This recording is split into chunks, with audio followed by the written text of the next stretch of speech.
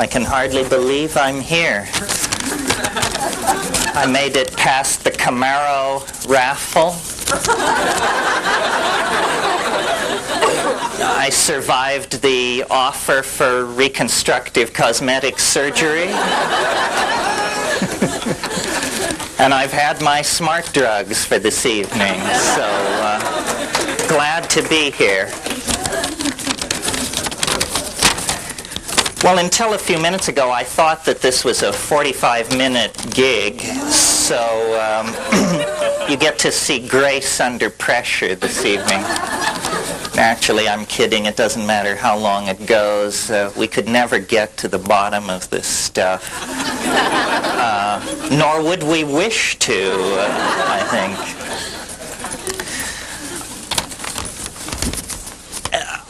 By coincidence, merely, I became 45 yesterday. So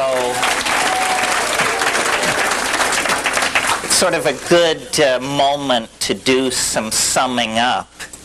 So in thinking about this talk and knowing as I did who would be here, I thought that I would sort of orient the theme toward distilling the psychedelic mind, which is a way of talking about the psychedelic mind, but also trying to, considering the amount of money you paid for this session, give you the entire shtick in one fell swoop, so that you would never have to attend a Terence McKenna lecture or workshop again. You can just move past that, turn the page on that kind of thing in your life. And I think it's coming together for me.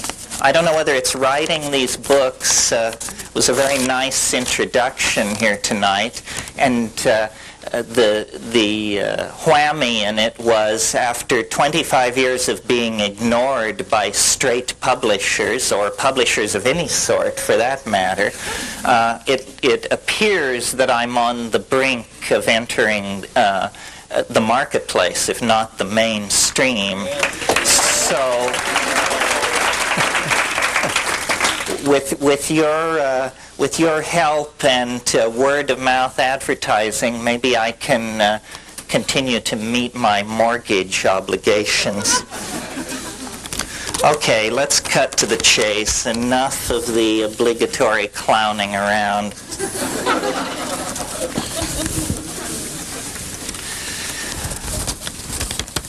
The psychedelic question in the society just seems to refuse to go away. It sort of can't be swallowed and can't be spat up. And so society just sort of runs around knocking into walls and kicking its feet in the air. And this has been the situation that we've been in for at least 30 years now. And as a person who has spent a great deal of time in the underground, I've observed with amazement the persistence of the countercultural agenda to alter consciousness. And like many of you, I came to it in the 60s when the basic argument in favor of altered states of consciousness were almost entirely narcissistic. Deep insight into yourself, an ability to overcome childhood programming, so forth and so on.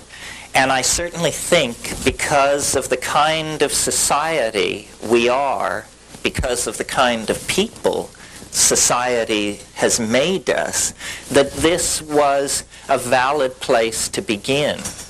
But after 30 years of having the psychedelic issue on the social agenda, at times hailed as a universal panacea, at times demonized as a scourge from hell, but never quite silenced, never moved out of the public eye, I've reached a number of conclusions about this, and I thought it would be interesting tonight, I guess because of my recent birthday or something, to sort of try and distill all this and sum it up and put it in front of you in terms of what is psychedelic shamanism, why should people like ourselves who live in high-density electronic culture, why should we care about this?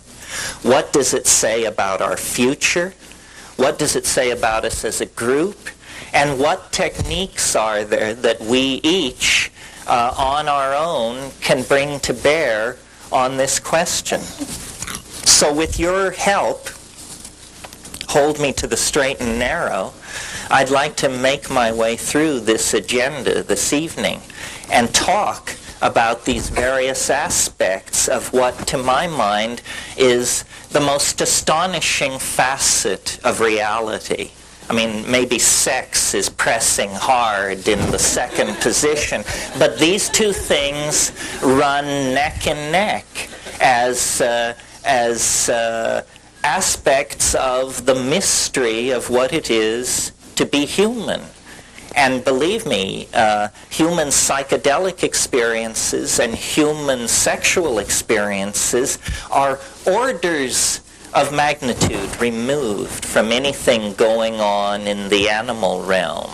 These things are set apart from the rest of being because what we bring to them is mind. This is what we pour into the sexuality of human beings that makes it unique. This is what we pour into the contemplation of our own experience. Mind is a focus that is lacking, at least its expression in the unique form that we experience it, is lacking in the rest of nature. And I believe that the persistence of the psychedelic experience within the social agenda has to do with the fact that it actually addresses something basic in human beings. I mean, it may seem like a radical proposition to say that to a white, high-tech, industrial democracy audience, because we are the people who have drifted furthest from this birthright. And I would like to suggest to you this evening that much of the civilization that we have created has been achieved based on a direct denial of the psychedelic experience and all that it implies. Our humanness, our connection to the rest of nature, our connection into the feminine, our place in nature. Because for the Western mind, we have no fixed place in nature. Our place is ours to define. We are, from the point of view of the cultural machinery that empowers us, completely free to be whatever we want to be. Now, the problem with that prescription is that in Western culture, what that means is permission to express ego, permission to profligately use and destroy resources, permission to set aside the political agendas of outclasses and outgroups, and this untrammeled expression of will outside the context of nature has turned us into a kind of Frankenstein's monster at best, a toxic force in the body of the Gaian world soul at worst. And I believe that our origin and our future culmination and our present happiness all can be secured, understood, illuminated, and expanded only if we're willing to look at our relationship not only to altered states of consciousness, but to the mind behind nature. Because that's really what this is all about, to my mind.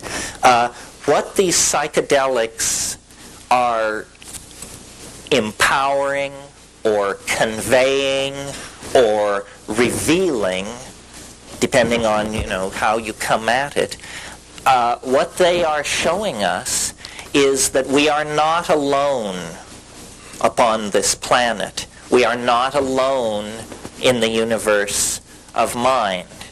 And I realize this is a soft audience to preach this in, because there are probably people within the sound of my words who sincerely believe they were once citizens of Zeta Reticuli. It's when the jar is so leaky, it's hard to know where to put the water. But I come to this as a show-me kind of guy. And so, though my conclusions may sound as flaky as anybody else's, it was hard for me to get this flaky. I didn't embrace it. I was forced to it. And this method works. You see, there are two ways to get flaky. You can just get flaky, which takes no effort at all, you just announce you're a walk-in, start eating wheatgrass juice, and, tithe to Maitreya. Or you can get flaky by testing the edges, by stretching the envelope of being. And this works for the most hard-headed among us. The aerospace insurance adjuster mentality is not only who I'm speaking to, but who I feel I represent. Because, no kidding, really. At age 18, I was a Marxist, an existentialist. I had ambitions in the field of aeronautical engineering, so forth and so on. And I discovered that you can take that kind of a mentality out into the theater of real experience, and you can come back a space bunny just like everybody else. So what that means then is that a straight person, and I speak as someone from the 60s with apologies to all our gay friends who later appropriated that word, because when I say straight, I mean unstoned. A straight person is not a guardian of truth or probity. A straight person is simply a frightened proto-flake. You see?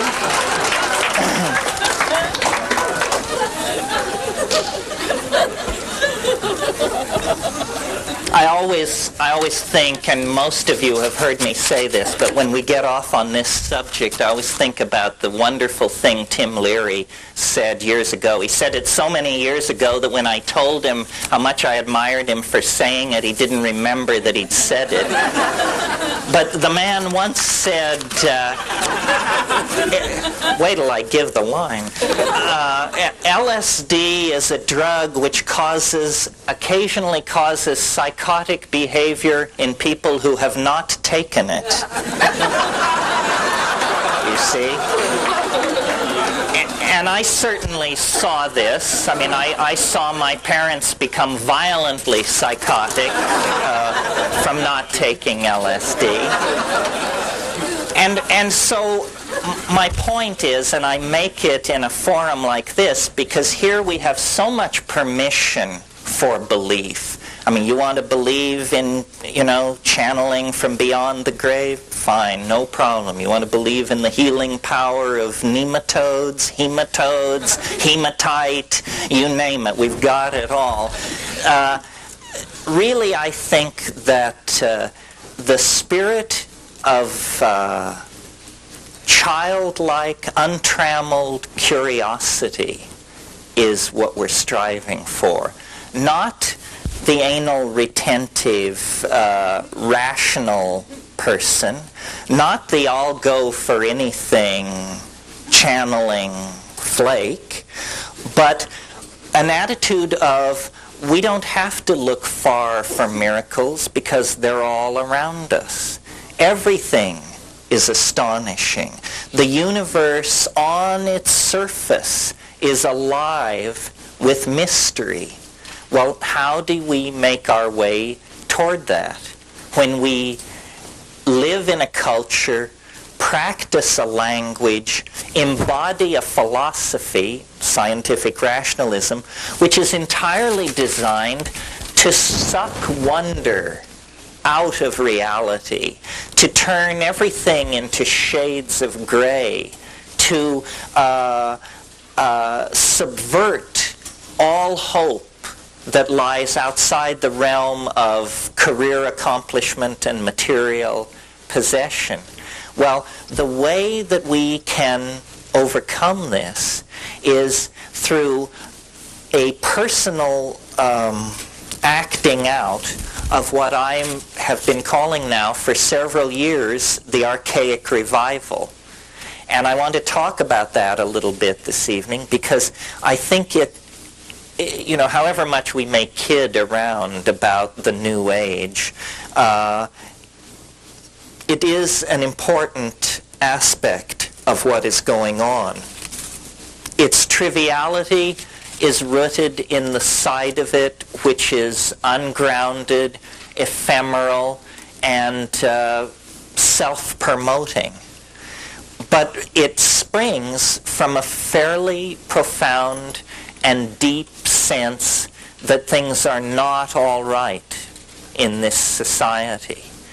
I think that I first encountered the phrase New Age in the writings of Helen Petrovna Blavatsky.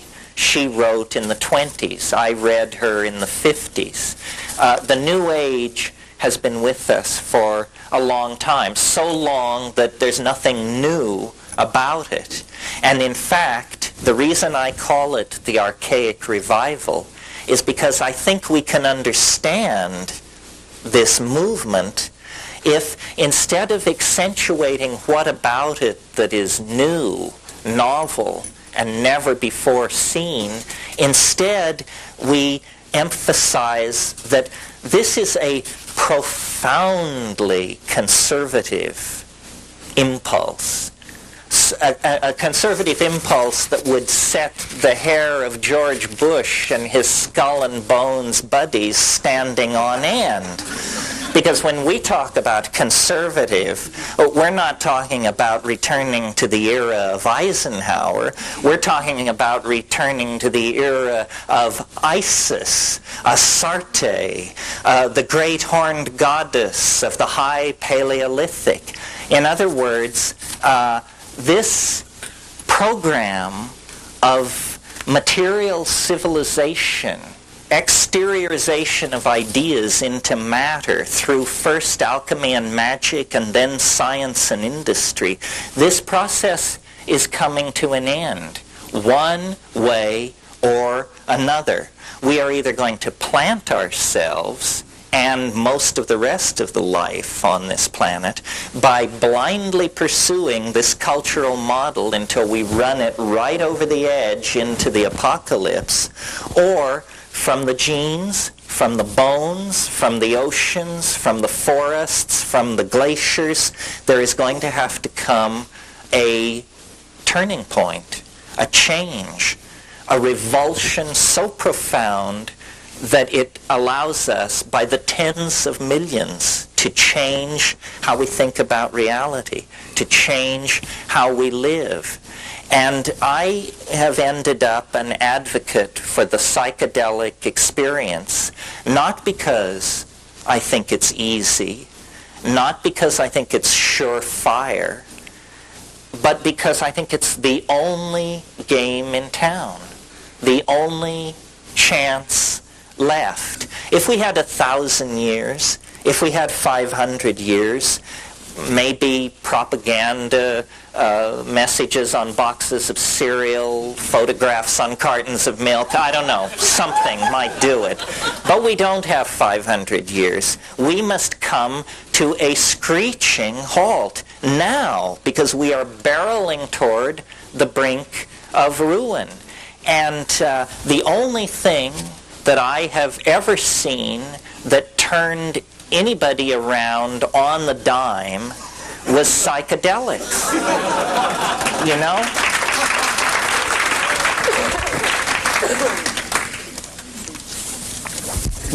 The talking cures invented by Freud and Jung at the beginning of this century, it takes years. Sometimes it never happens.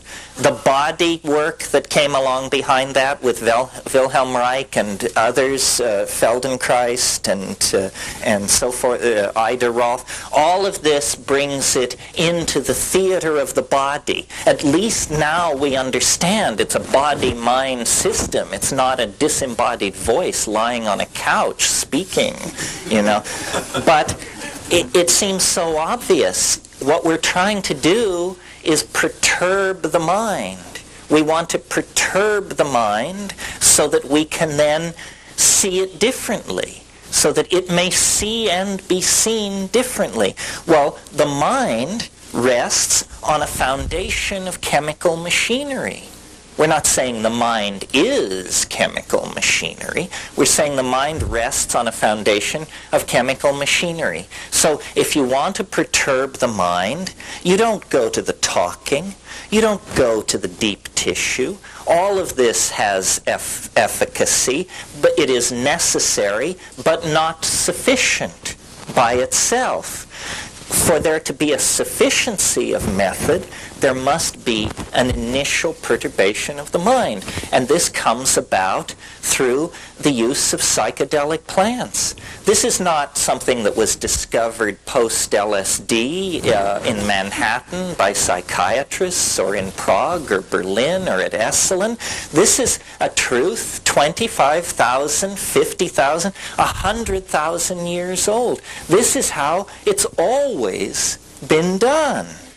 Only in the last 6,000 years on the European continent and those civilizations that are the children of Europe has there been any other approach to these problems. Well, and what the other approach, linear thought, the phonetic alphabet, science, mathematical abstraction, so forth and so on, what these other approaches have brought us is toxicity, pollution, mutation, catastrophe, revolution, death, and yes, friends, even unhappiness.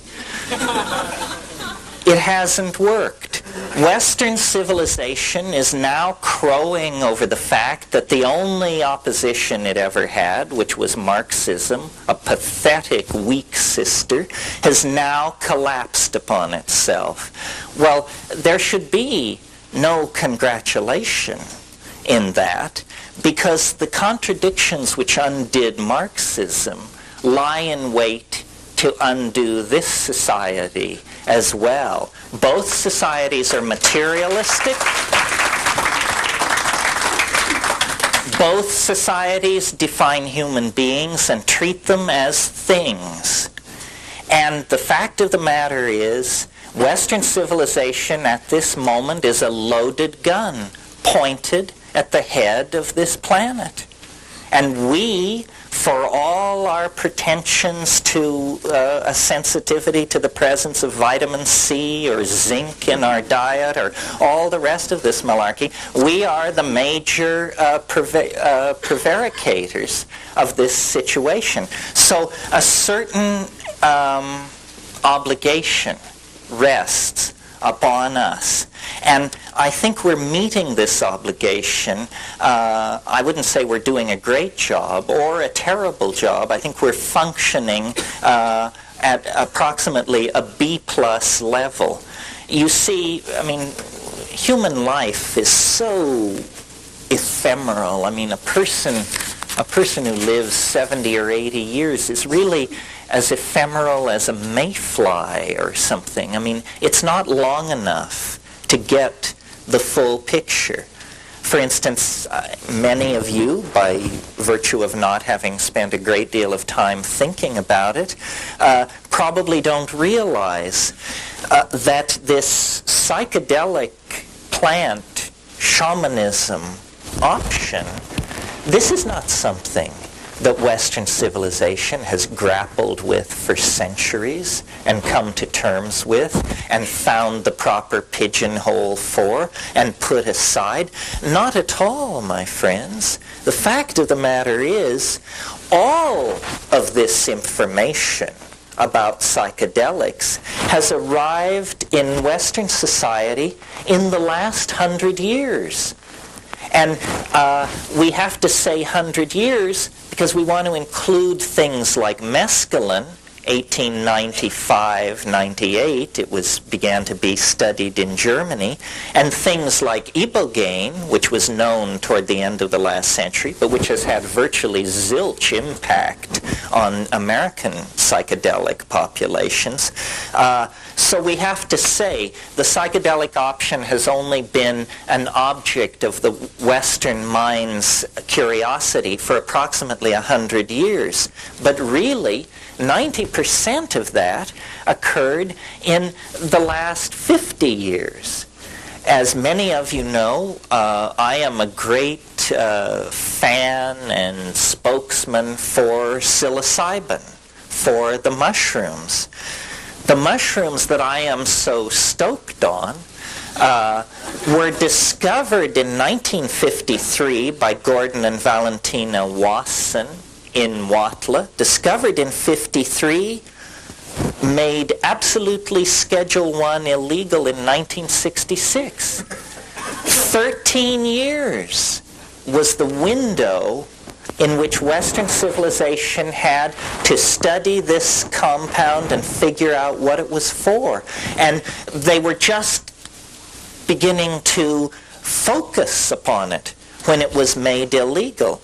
LSD, discovered in 37, not brought into the scientific literature until 48, not generally available even in the laboratory until 1950, made totally illegal in 1966. 16-year window. Think about the fact that when LSD was legal, psychiatrists, professional researchers were consistently reporting cures of chronic alcoholism with one 500 gamma dose. One dose. Cure, like a 50% cure rate without recidivism for chronic alcoholism. Spectacular findings were being reported.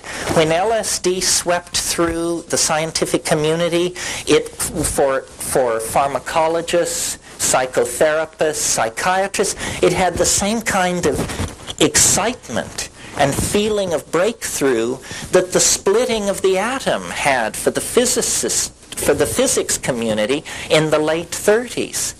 Well, science, we are told, is this absolutely impartial, godlike body of knowledge prosecuted by great men, and it will fearlessly send its questing mind into any situation or environment. This is a mental discipline so dispassionate that it sees nothing at all wrong with strapping monkeys into apparatus and hurling them into walls at 70 miles an hour to study traumatic injuries. This is a discipline so unflinching in its pursuit of truth that it will design tiny television cameras to be implanted in plastic penises so that we can see the changes in the color of the vaginal wall as it approaches orgasm. I mean, these guys are unstinting in their devotion to truth in any form. And yet, for 30 years, science has accepted government's refusal to allow science to look at the potential impact of psychedelic plants and compounds on human consciousness, on chronic alcoholism, on schizophrenia, on depression, on autism, on learning disorders, on dyslexias, on memory enhancement, so forth and so on. This to me is obscene. The future is mental. Figure it out. If the mind does not loom large in the future history of this species, then what the hell kind of future is it going to be? I mean, this is our crowning glory. Our aesthetic sensitivities, our ability to create values that are not simply based on the next meal, the next sexual encounter, the next empowering social move, but an ability to create social values based on creating a viable future environment for children, creating a viable present environment for the less fortunate among us, creating a social safety net so that the more maladaptive of us are not reduced to living under bridges and in abandoned automobiles. I mean, these are the things which set us above the apes. These are the things which take us out of the context of organic nature and make it seem as though, hey, there actually are some transcendental values being maximized here. There actually is something going on within the human family that if it were to be lost, fumbled away, compromised, or destroyed, the universe would be a poorer place for it. Truly a poorer place for it. And I think we take our humanness too much for granted. I don't think we realize how nasty, brutish, and short most of life has been over the centuries, and how really only within the confines of the 20th century has a level of comfort and food availability and shelter and basic creature needs been met to the point where most people can begin to lead the philosophical life that previously was the privilege of emperors, kings, great courts. Now we all indulge ourselves. We all have the philosopher king's point of view. We all have a model of history, a model of the future, and we all feel capable of stepping into the shoes of our leaders and discharging that responsibility. Well, in order to do that, I think we need to overcome our amnesia about how we got to this place. I don't see, you see, what science would have you believe and explicitly implies is that we are an aberration. Here, over here, you have nature, the beautiful rainforests, the wonderful coral reefs, the symmetry of the hummingbird, the sea urchin, and the butterfly.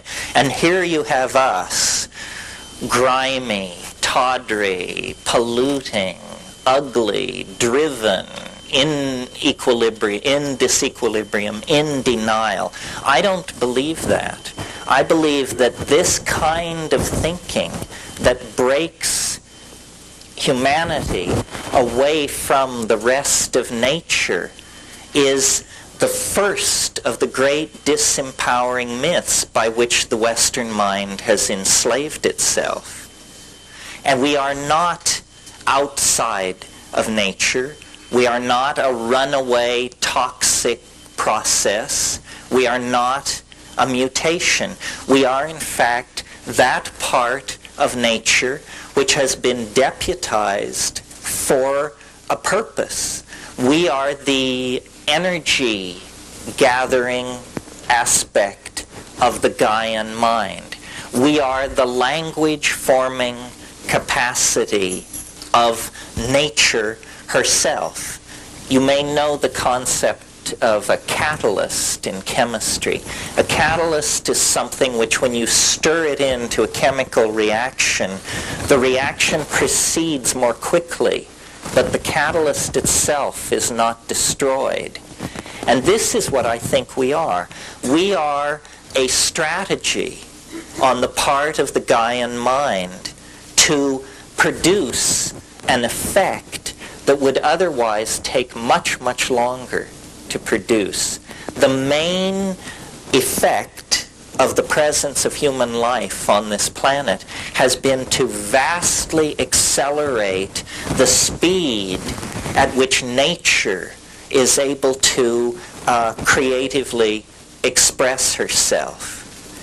And I would like to believe that this fragile thing which we call humanness, which is nothing more than a set of interlocking ideas which we share, ideas about caring and responsibility and generations yet unborn and obligation to the integrity of the earth and so forth and so on. I would like to believe that these things arose in us in a very, very brief window of opportunity. As you may or may not know, there's a lot of talk about the relationship between the masculine and the feminine in human beings and gender issues and so forth and so on. Well, if you go back into the primate line, what you discover is primates always have dominance hierarchies occupied by males. This is the bad news part of the thing. You see, it isn't that we are a perversion of the primate program. At this point, we exemplify it right down the line. But clear back to squirrel monkeys, you get male dominance hierarchies. Why is this? And why then is it even an issue for us? Why don't we just blindly accept it? I mean, there isn't a woman's liberation movement among termite societies or, among reindeer herds. So why are we so discomforted by our attitudes toward each other? Well, I believe it's because we actually created, at a certain point in our history, a kind of paradise. We actually solved all the problems which now bedevil us 20 to 15,000 years ago. And how this happened, and half of you, I hope, are amazed, and the other half will groan because you've heard it so many times before.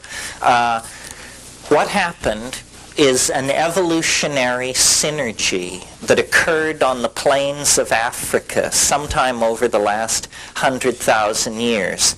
It's that as the African continent dried up, our remote primate ancestors were forced out of the trees and onto the African grassland, where they were in an environment completely different from the kind of environment that our ancestors had been living in for millions of years. Gone were the fruit-filled bowers of the climaxed canopy of the rainforest. And instead, what there was a grassland with very little cover, a very restricted flora and fauna, and into that grassland pour these hungry, displaced, dispossessed, formerly fruitarian primates.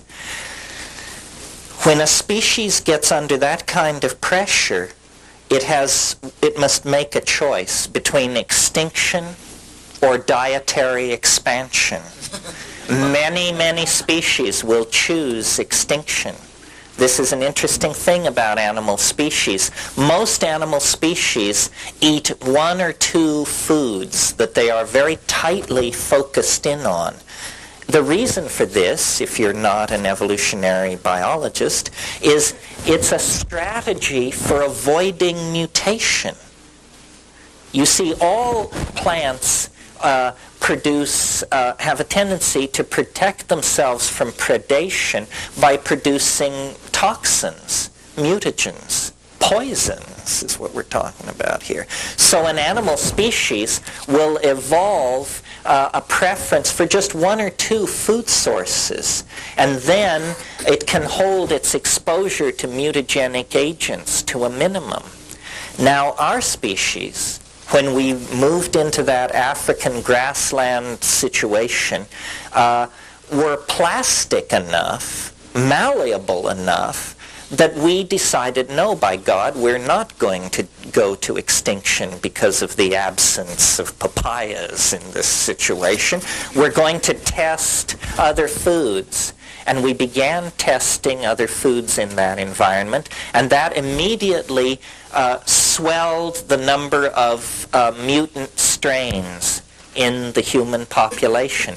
Now, in this grassland environment, the number of new foods to be tested was somewhat limited, and the most spectacular and obvious of the unfamiliar food sources in this environment were the psilocybin mushrooms seen to be growing in the cow pies of the many different kinds of cattle-like ungulate animals growing up in that environment. And if you've ever been to the tropics and seen the Stropharia cubensis mushroom in its natural habitat, you can't miss it.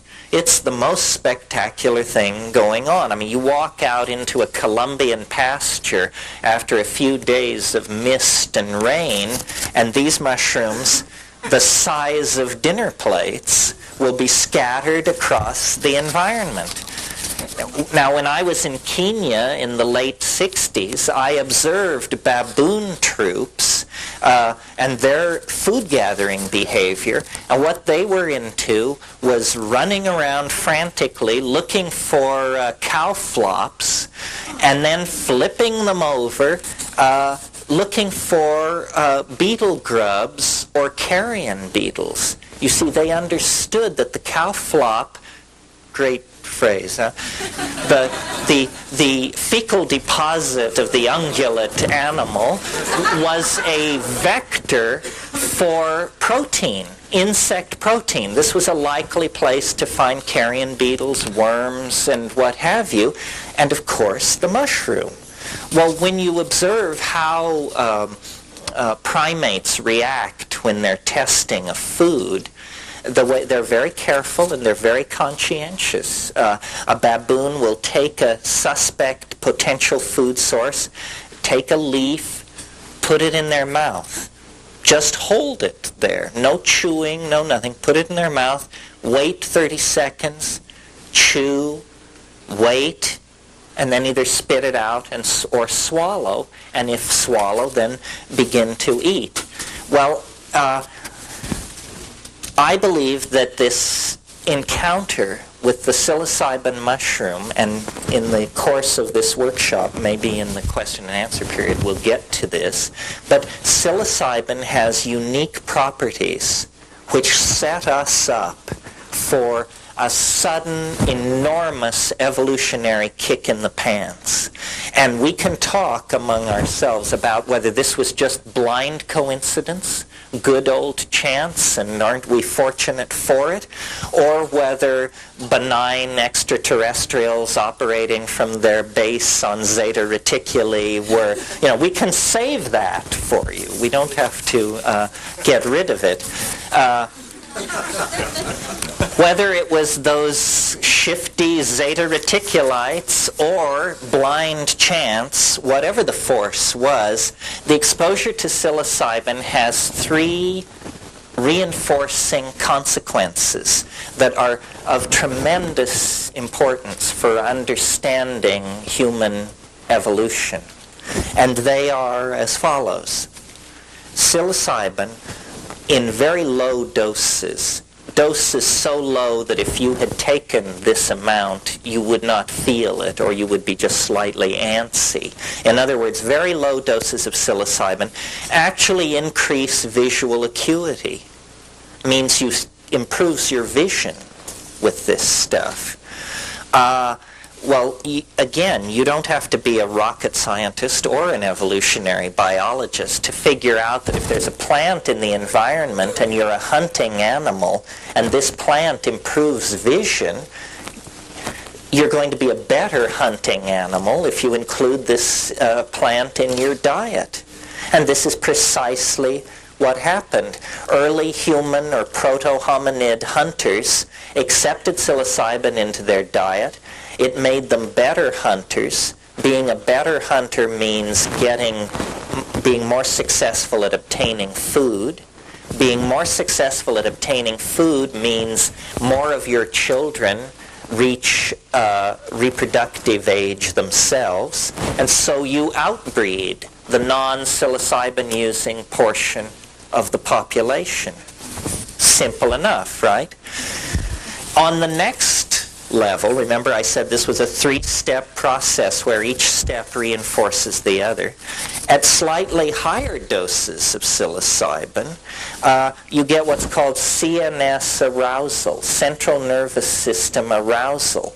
Well, now arousal is just what it sounds like. It's not only restlessness and alertness, but it's also a kind of horny, diffuse energy. It inclineth one's thoughts to the boudoir, is what I'm trying to say here. And so you get what primatologists and anthropologists charmingly describe as more frequent instances of successful copulation. And so what successful copulation means is, again, a factor feeding into more children of the psilocybin-using animals reaching reproductive age themselves. And then finally, and thirdly, beyond visual acuity, beyond sexual arousal, is the full-blown psychedelic tremendum, the full-blown religious revelation that goes with the mushroom experience. A revelation of such depth and breadth that we, 20,000 years later, with all our epistemic sophistication and our parallel processing computers and all this other malarkey, are completely in awe of, completely unable to come to terms with. Well, this higher dose of psilocybin was usually experienced in the context of the middle range dose of psilocybin. So it went on in an atmosphere of group religious ecstasy and orgy. I mean, that's just how it happened, folks. Orgy was a part of human sexuality before the invention of agriculture. I'm absolutely convinced of it. You see, the growth of the human intellect over evolutionary spans of time is a kind of conquest of dimensionality. And the conquest of dimensionality that gave us agriculture, unfortunately, gave us male dominance and patriarchy. And the reason for this is not far to seek. A new intellectual horizon of cause and effect was being explored. Women, who were the gatherers in the hunter-gatherer equation, were realizing for the first time the causal relationship that exists between burying a half-eaten meal over here and coming back a year later on your annual nomadic peregrination and discovering food plants growing where you buried your uneaten meal of a year ago. In other words, women came to understand the relationship between the act of planting and the appearance of usable food plants sometime later. At the same time that this was going on, men were making the connection between the fact that the sex act had something to do with the fact that 9 months later a woman would bear a child. And in a way, this was the beginning of the straight lockstep march into hell. Because once men had this notion of male paternity, it became more important to know who your children were than it was to participate in the orgiastic, group-minded bonding that had previously occurred. And once you have the notion of my child, then it moves naturally to my woman, my weapons, my food, my hunting ground, my everything. The recognition of male paternity gave permission for the growth of ego. And ego, and this was all a continuous thought, those of you who doubted, this was all a continuous thought. Ego is our problem, and we always had it when we were squirrel monkeys, howler monkeys, proboscis monkeys, and all that. We only lost it in that very brief window of opportunity, maybe 20, maybe 30, 40,000 years long, when, as we evolved into the grassland, we included in our diet essentially a drug which corrected our primate nature. A drug which suppressed the expression of male dominance. A drug which promoted an orgiastic sexual style that promoted group values. Because you see, and this is the point to my mind about psychedelics, what they do, not my trip or your trip, which we could spend hours trading stories about.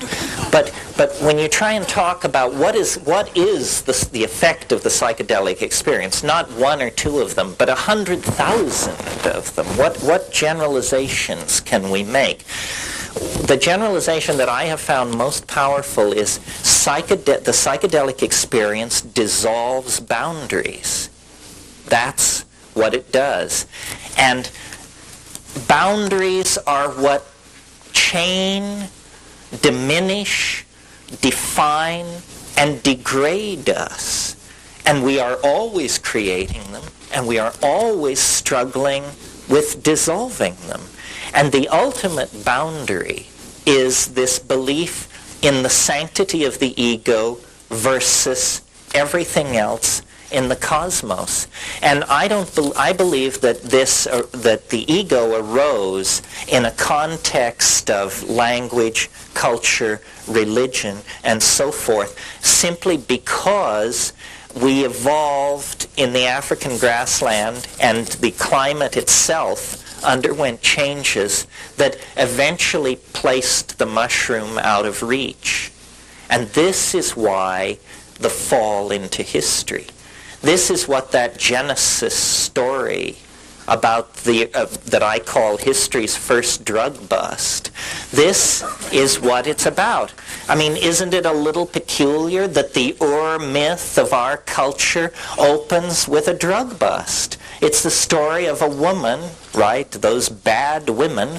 A woman who corrupts her roommate, and then they both get kicked out. And they break the lease, essentially, and they both get kicked out. And where they get kicked out of is into history.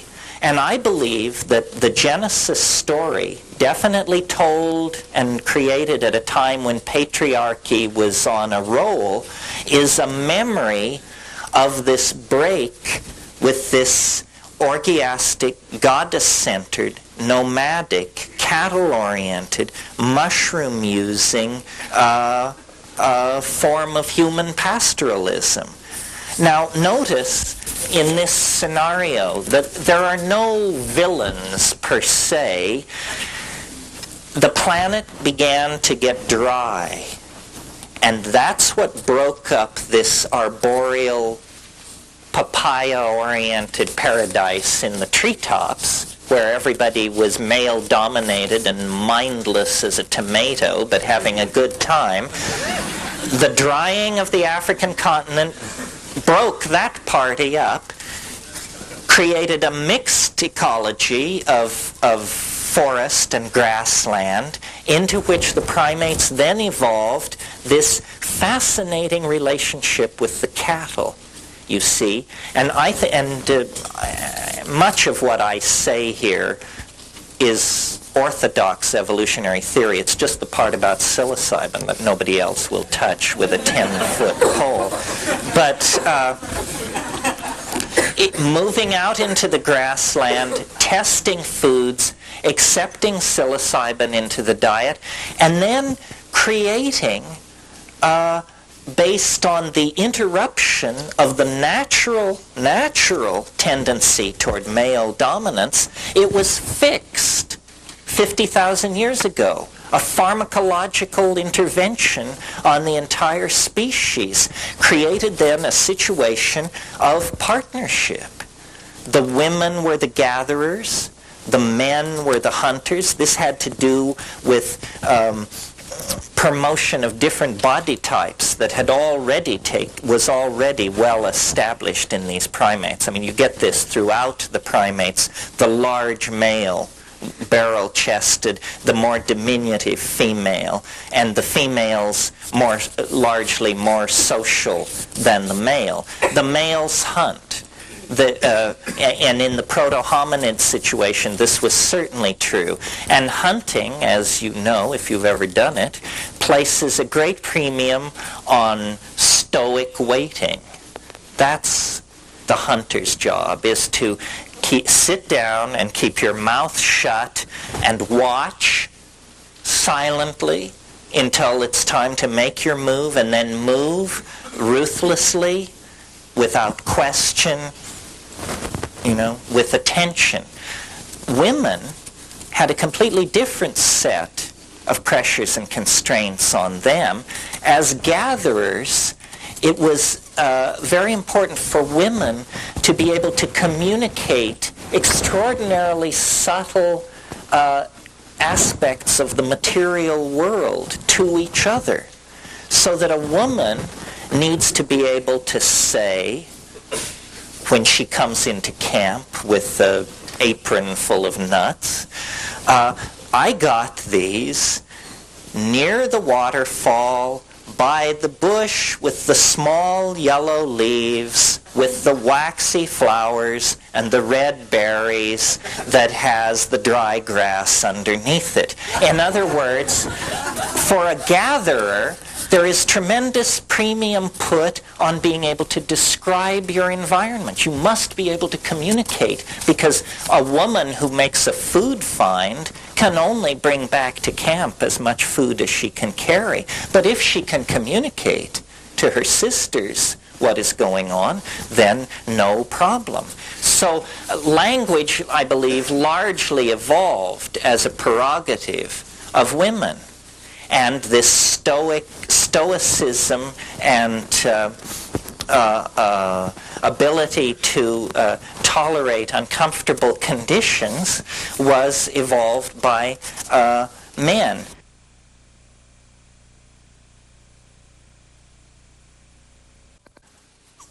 All of this, I think, would have been fine. It could have gone on for millions of years in this climaxed situation. The orgies were lunar. meaning they probably occurred every 2 weeks or at most every 28 days. That means every 28 days, every member of this society was completely dissolving any psychic structures that may have arisen in the previous 28 days, and then everybody was sitting on each other's bones in a big heap. And you can imagine the boundary dissolving impact that something like that would have. Why then, if it was so wonderful, didn't we just stick with it? Why the descent into, the hell of Pee Wee Herman and Richard Nixon and all of this stuff? Well, the same culprit that created that happy story destroyed that happy scenario, and that is the continued drying up of the planet. And that's what we get in that Genesis story. Remember at the end of the Genesis story it says, and God set an angel at the eastern gate of Eden with a flaming sword so that Adam and his children could not find their way back into paradise. That's the memory of the Saharan sun scorching off the African veldt and forcing those mushroom-using pastoralists to settle in the Nile Valley and set up permanent settlements and begin thinking about kingship, large-scale agricultural projects, and so forth and so on. And what happened, it was not as simple as that may have made it seem, you see. This is really the theme of this book that I wrote for Bantam, is the theme that cultures wear drugs like clothing, and they're never aware of it. They just feel naked without their particular drug. And the clothing may differ. One culture feels fully dressed in penis sheaths and war paint. Another culture isn't fully dressed unless the gown is by Dior. So there are different styles of clothing, and there are different styles of mental clothing in the form of drugs, and these drugs promote different kinds of cultural values. And what happened in this African situation was a tragedy that in a way we have seen enacted in microcosm in our own society. It was that at a certain point everything was perfect. The monthly orgies, the suppression of ego, the group values, the recent invention of language was making food gathering easy for women. The abundant game was making hunting easy for men, so forth and so on. But this drying of the African continent didn't halt there. It continued, and pretty soon there were problems. Less game, less to be gathered, and most important for my theory, fewer mushrooms. And when there became fewer mushrooms, then there were two possibilities. You could have your mushroom orgies less frequently, or you could create some kind of technology for preserving the mushrooms so that when you found a lot of them, you could save some of them for dry spells, literally for dry spells. Now, the problem with this strategy is that in a world without refrigeration, the strategy which Aboriginal people in Australia, in the Amazon basin, the strategy which Aboriginal people tend toward when they want to preserve some delicate food is they invariably go for honey. Honey. This is why some of you may know that the Romans ate hummingbirds' tongues pickled in honey. It isn't because honey was the preferred medium for pickling hummingbirds' tongues. It was because that's a way of preserving delicate food. The problem with honey is honey itself can ferment into a psychoactive compound. Honey changes into mead. Mead is a form of crude alcohol. The impact on a goddess-worshipping, orgiastic, non-hierarchical, non-male dominant culture of switching over to the use of alcohol is absolutely devastating. In the same way that I told you what psilocybin did, improves visual acuity, promotes sexual activity, delivers a religious experience, we can talk about what alcohol does. It lowers sensitivity to social cueing at the same time that it gives an empowered sense of ego. In other words, it makes you into a jerk. It gives you the courage to say and do what, if you are a decent person, you would otherwise never say and never do. It turns each one of us into a Clarence Thomas. This is not what's needed.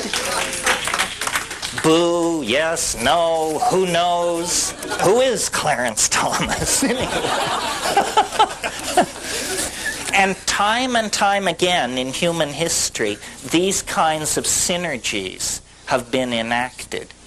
Well, I want to say more about it. That isn't the whole story. That could be the whole story. I mean, there's enough in that for it to be the whole story. In other words, if it's true that the mushroom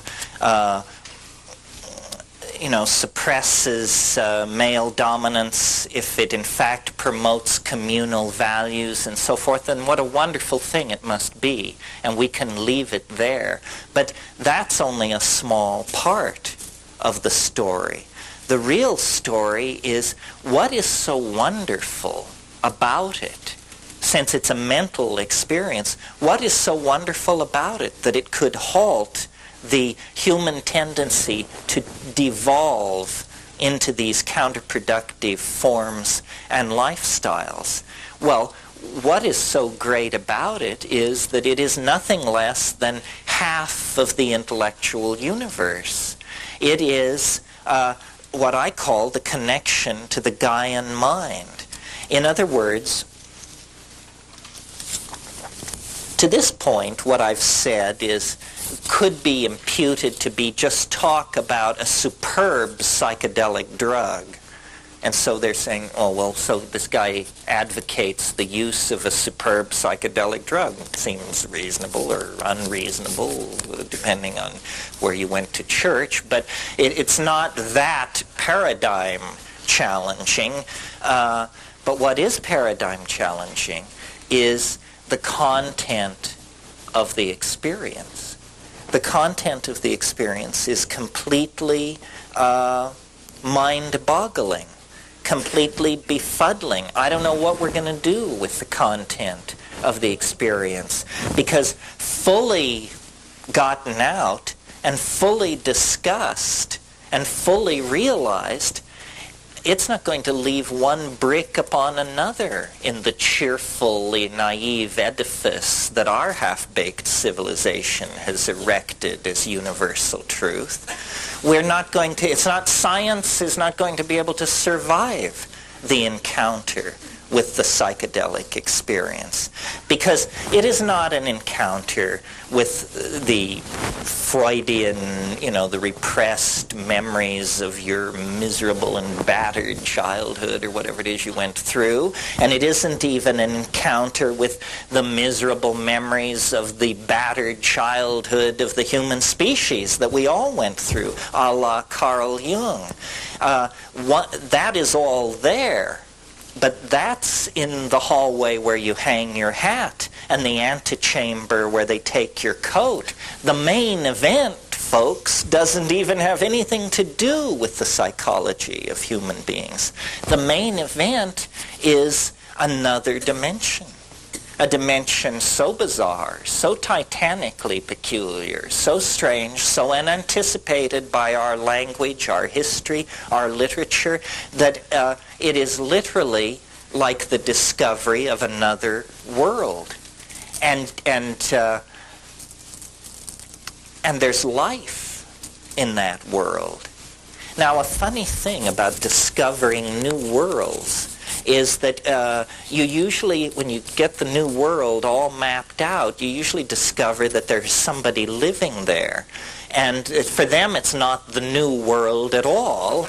And, you know, you haven't discovered anything. You've just shown up in the middle of their scene with a distorted rap, sort of like Christopher Columbus. And this is what we find with the psychedelics. And this is why shamanism becomes, to my mind, the bridge to understanding what this archaic revival is all about. The shamanic hallucinogens are the meat of the thing, the pith essence, the center of the mandala.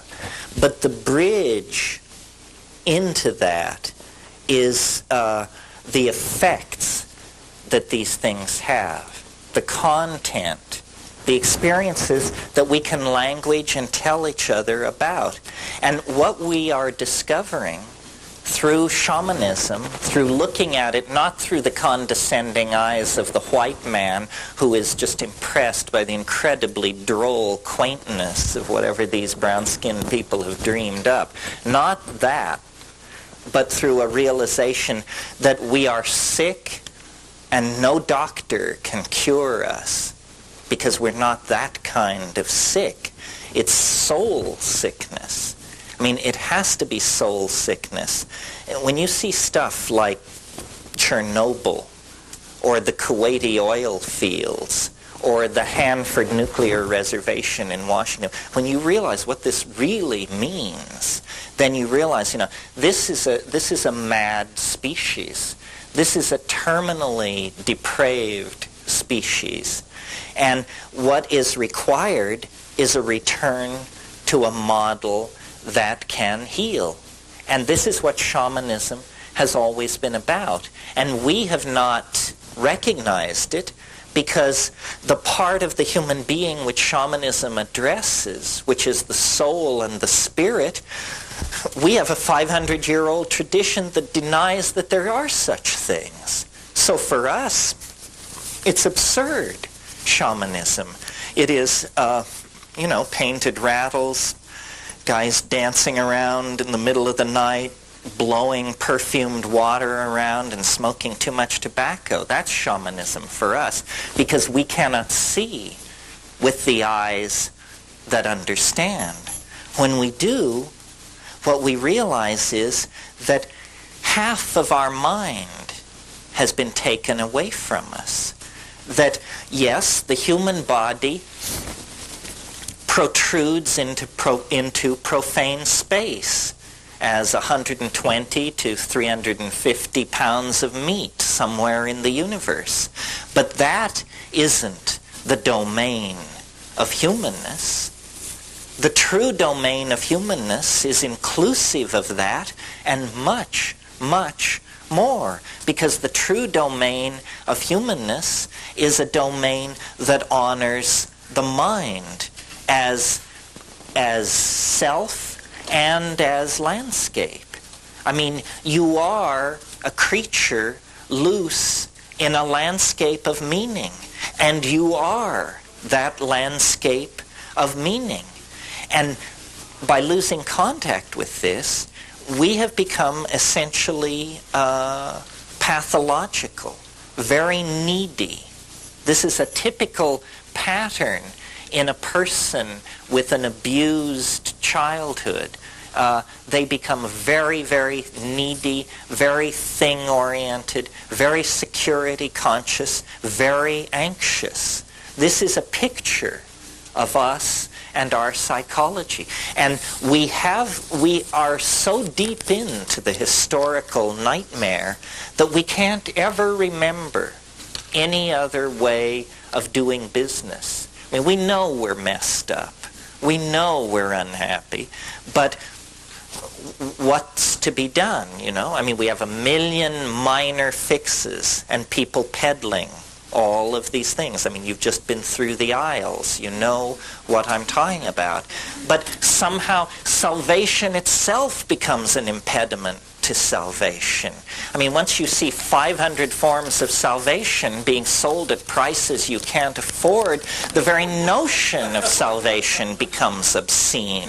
You know, it becomes one more layer in the obscene layering that takes meaning out of life and disempowers us and turns us into a subscription customer. That seems to be how we always are being forced to end up. Well, the only way out of this, I think, is to, it takes courage, because you have to turn your back on your culture in the most profound sense there is, because there are many ways to turn your back on your culture. I mean, if everyone's wearing gray, you can wear green. That's one way to turn your back on a culture. But another way is to break its laws. Now that's a little more serious and, you know, brings in big philosophical issues. But in fact, the culture is an enormous arrow pointing, go this way. And you know what lies that way? Impoverishment, madness, degradation, and death. That's where the culture is pointing. You can see it. You can see it. Just look where we're headed. If everyone on earth aspires to the kind of lifestyle that you people can enjoy by virtue of having paid the money to be at a scene like this, there isn't enough glass, metal, and plastic in the planet to make that many Celicas and jaguars and bluebirds and snowbirds and all the rest of this crap. So what is needed is an awakening. Now, I mentioned earlier in this talk that in the 50s, before they interfered with LSD research, they were curing chronic alcoholism with a single 500 gamma dose of LSD. Well, now, for heaven's sake, nobody is suggesting that LSD is a cure for alcoholism. That, to me, is absurd. It's not a cure for alcoholism. It's a cure for stupidity. And a person who is killing themselves by drinking themselves to death takes 500 mics of LSD and says, what a stupid person I am. I'm killing myself. And so then they look at their behavior and they cease that behavior. And this is what has to be done on a societal scale. And it is not as difficult as we may wish to be assured by the establishment. The whole falderall and hoop-de-doo about the 1960s was that the crypto-fascist bullshit agenda was damn near overthrown by a bunch of 19 and 20-year-olds on campuses scattered around the high-tech world. The male-dominant agenda is so fragile that any competitor is felt as a deadly foe. And the fact that these ideas will not die, in spite of the fact that, you know, they've raised the price of an ounce of weed from $15 to $500. They've made the pinch for growing weed from a slap on the wrist to lose everything you ever owned or dreamed of owning. And they cannot push it into extinction. It's because it's so much older than their con game. They've invented their con game post-Sphinx or something, and we're talking about a reality that reaches back 15, 25, 30,000 years.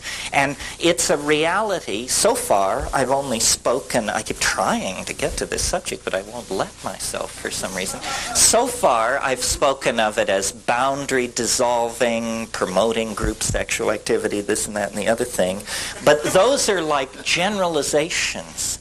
What is really interesting about the psychedelic experience is it shows you a mental universe that you not only never suspected existed, but that you could not have suspected existed.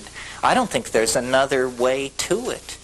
I mean, I'm not ready to categorically say there's no other way to it, and occasionally, especially at gatherings like this, people grab me and assure me there are other ways to it. And they say, you know, if you just, I want you to meet Babaji. He's as good as psilocybin. And, oh, really? I want to meet this man. because I mean, let me say a little bit more about this. I would like to believe that in principle you could get to these places on the natch. Only in principle, however, because if some people say, well, you know, these things you describe on DMT and psilocybin, I can show you how to do that naturally. No, thank you. Are you kidding? Thank God I have the drug as a kind of marker so that I know when I'm getting close to that stuff. If I woke up one morning in that place and I couldn't tell myself I'd taken mushrooms, I would define myself as seriously discombobulated and wait to see what happens, you know? And people say, well, don't you think you ought to be able to do it by yourself? And I love this question because the answer is you can't do it by yourself. That's the entire message of the last 10,000 years of human history. The self is insufficient. The ego will not suffice. The only way you're ever going to get anywhere is you must humble yourself to the point where you admit that you can't do it unless you have help from someone whose idea of home is a cow flop. If you're willing to humble yourself to that degree,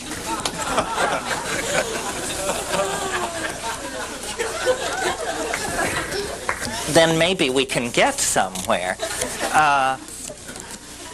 The content of the psychedelic experience is, I believe,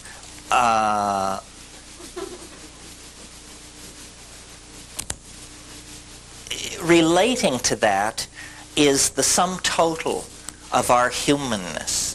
And I think, based on experience, that there is a certain amount of leakage from the future backward into the past, and that many of the phenomena that are being interpreted as past lives and reincarnation and channeling and regression this and clairvoyant that, all this has to do with a misunderstanding about how causality actually works.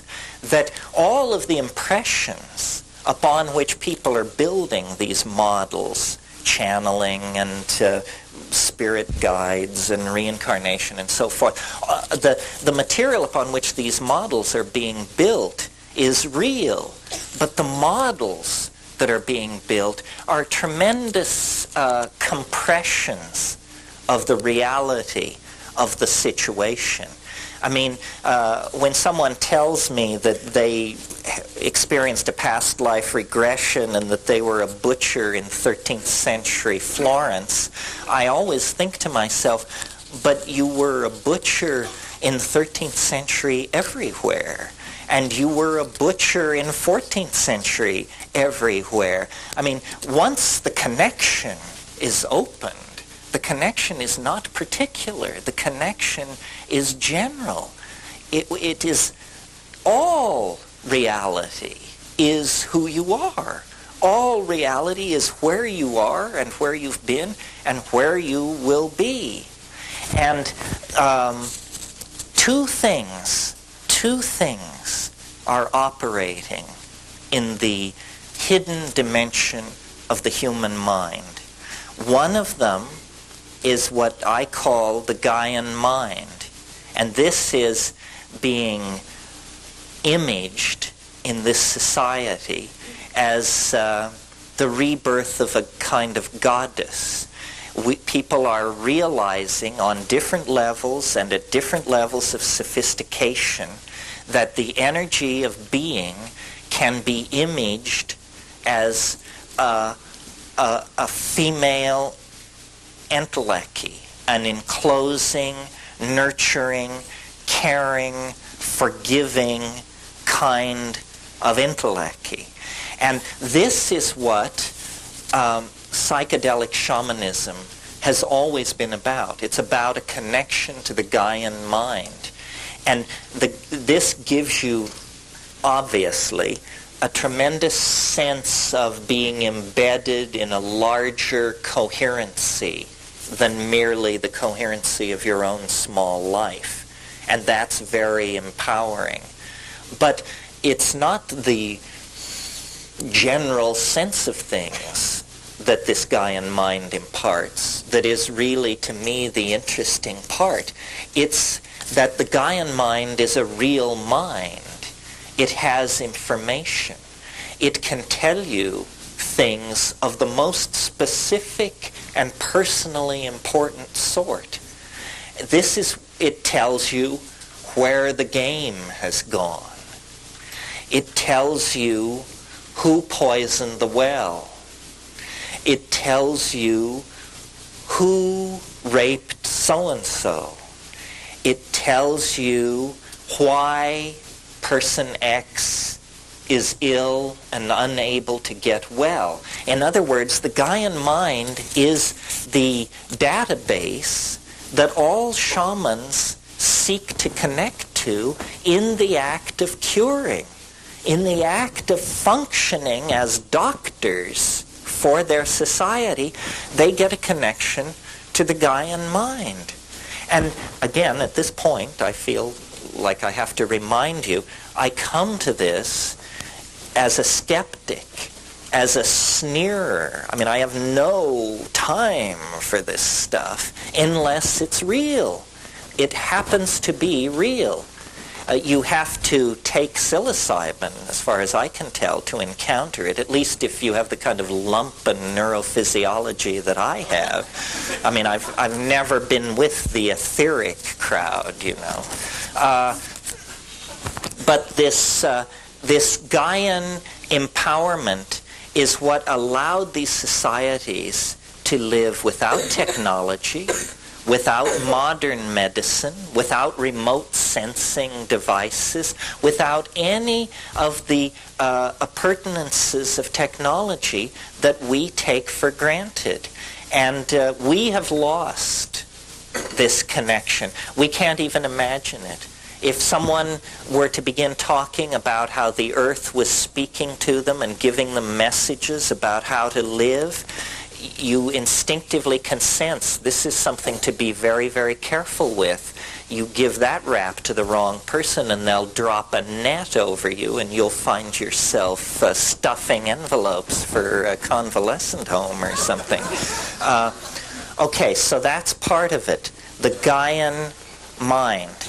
And it is this feminine, nurturing, enfolding thing. It's the mind of nature itself. It is really our own mind, but extending then away from this possessive notion of our mind back into the general concept of mind itself. And then the other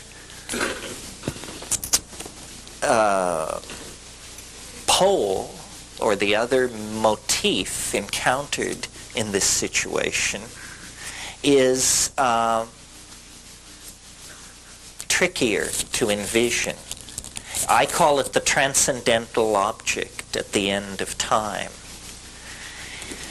This, if we were, fanatically symmetrical model makers, then we would assign a kind of masculine value to this. But I'm not particularly into that. I just see it as the transcendental object at the end of time. But what it is it's a kind of attractor. And we're not accustomed to thinking of the historical situation as being under the influence of an attractor. We inherit our belief that history is being pushed rather than pulled. We inherit this idea from the 19th century when the theory of evolution was elaborated. These 19th century British atheists who were creating the theory of evolution were so horrified by the power of deism, meaning the belief in God per se, that they constructed a theory of evolution where everything is pushed from behind. In Darwinian evolution, there is no purpose. A good Darwinist never lets the word purpose cross his lips. A good Darwinist knows that things just happen randomly, and then natural selection makes its selection, and then you get whatever you get.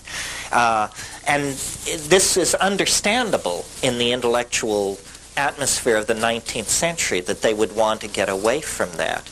The problem is we have matured now beyond the simple atheism of the 19th century, and it is now very reasonable, sanctioned by mathematics and dynamics and so forth and so on. It is now very reasonable to speak of an attractor.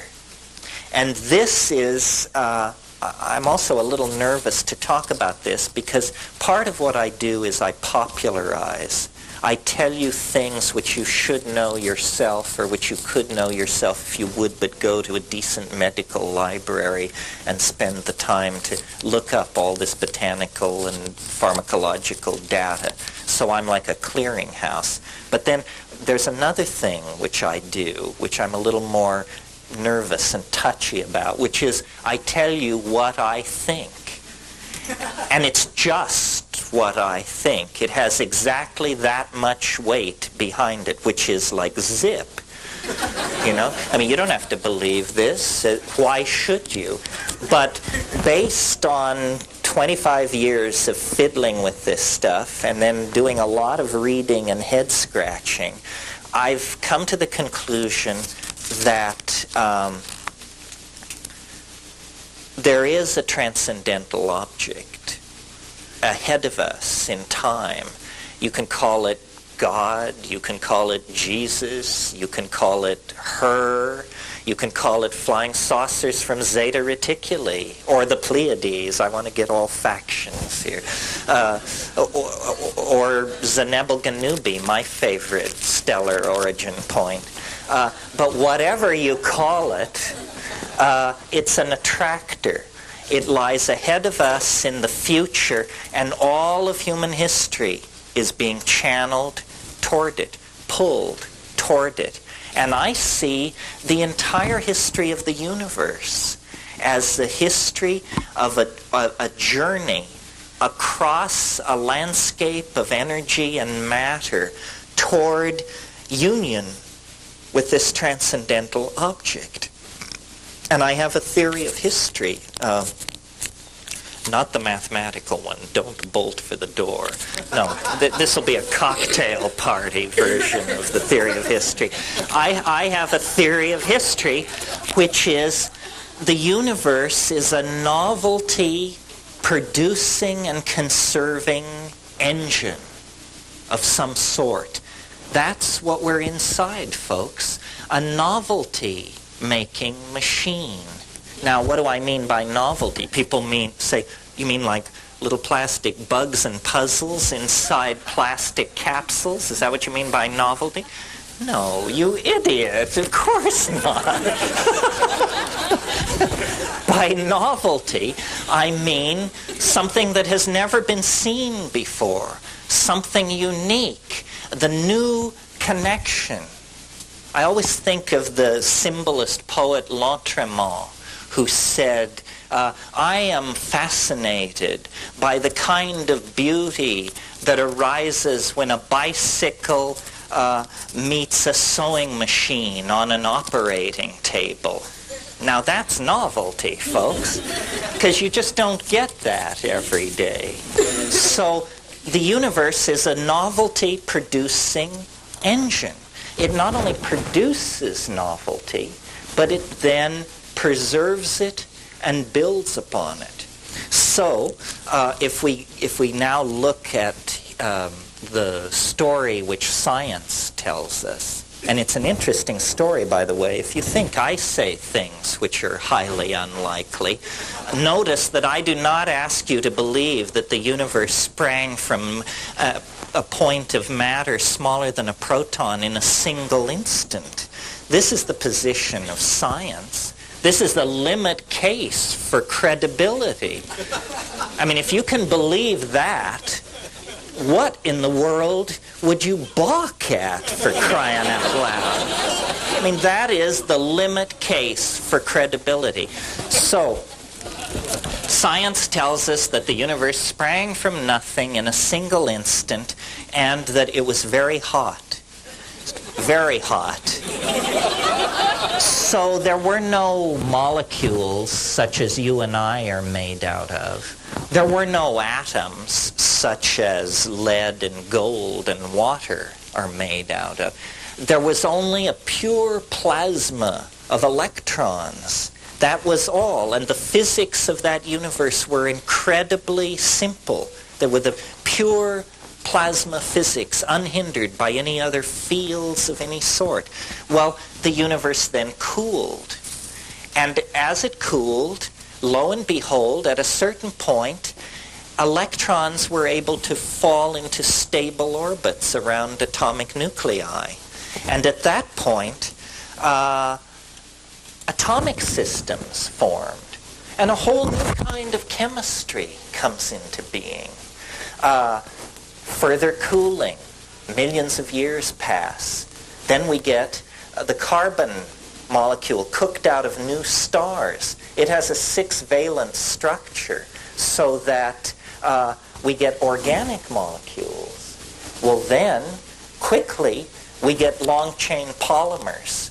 Very quickly, then, long-chain polymers that can copy themselves. And then that becomes primitive life. And at that point, you then get complex life. And then sexuality, meaning gene mixing, as opposed to the previous thing, which was vegetative, like making cuttings from plants. Well, do you see what's happening? At each successive stage, the previous level of complexity is not only retained, but used to build upon toward the next level of complexity. Well, the wonderful thing about this cosmology is that instead of human beings being like mute witnesses to the grandeur of Jehovah's creation or some kind of trip like that, instead you discover, human beings are important. We are more novel than anything else in nature. And we 20th century human beings are more novel, more interconnected, more complex, and in possession of more and different kinds of knowledge than most of the people who preceded us. So this growing toward complexity seems to be what the universe is all about. Now, it doesn't go on for hundreds of millions of years into the future, because as you can see, each successive stage has proceeded more quickly than the stage before it. So now we are in what I call the short epochs. We are in periods of time where more change goes on in a 10-year period than went on in a million-year period near the birth of the universe. We are living in the complex, novel end of things. And that complexity and that novelty, which we experience as tremendous stress in our lives, ushers into the transcendental object at the end of time, not that far in the future. And we, as psychedelic people, have an obligation upon ourselves to anticipate and to help realize this future. It is upon us. Every messiah, every religious ontology, every manager of every booth at this exhibit is reflecting a distorted scintilla of the spiritual reality of the transcendental object at the end of time. Every one of us is a particularized and distorted image of this transcendental object into which we are being dissolved, into which global culture is being dissolved. So,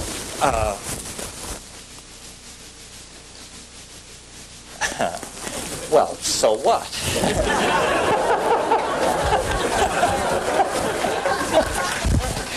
So we can cut into this cycle at any point.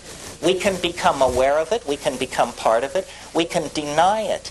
There is no loss in the circuit. There is no blame. Becoming, then, what psychedelic means is it means claiming this dimension as your own. You know, Plato said time is the moving image of eternity. That moving image of eternity can be beheld in the silent darkness of the mind on 5 grams of psilocybin. And if you think the universe is mundane, if you think there are no more frontiers to cross, no more adventures to be had, I'm telling you, you can turn your living room into the bridge of Magellan's ship on a long Saturday evening with 5 grams of psilocybin in silent darkness. We are living in the most empowering age in human history because all of the energy of the ancestors, not only the human ancestors, but our animal, our primate ancestors, all of that energy pours into, is focused into this moment. We are the transition generation. We have 1 foot in matter and 1 foot in hyperspace. And we can redeem the trust of thousands of years. All of the horror of history can be redeemed if we don't drop the ball. Every pogrom, every instance of racial, sexual, or minority persecution can be redeemed if we give the human adventure meaning. And we give it meaning by discovering the totality within ourselves and then exemplifying it for each other. And this dissolves boundaries, empowers the weak, enlightens the strong, and brings hope to all. And it can only be done if we accept the gifts which nature has offered us. Thank you very, very much.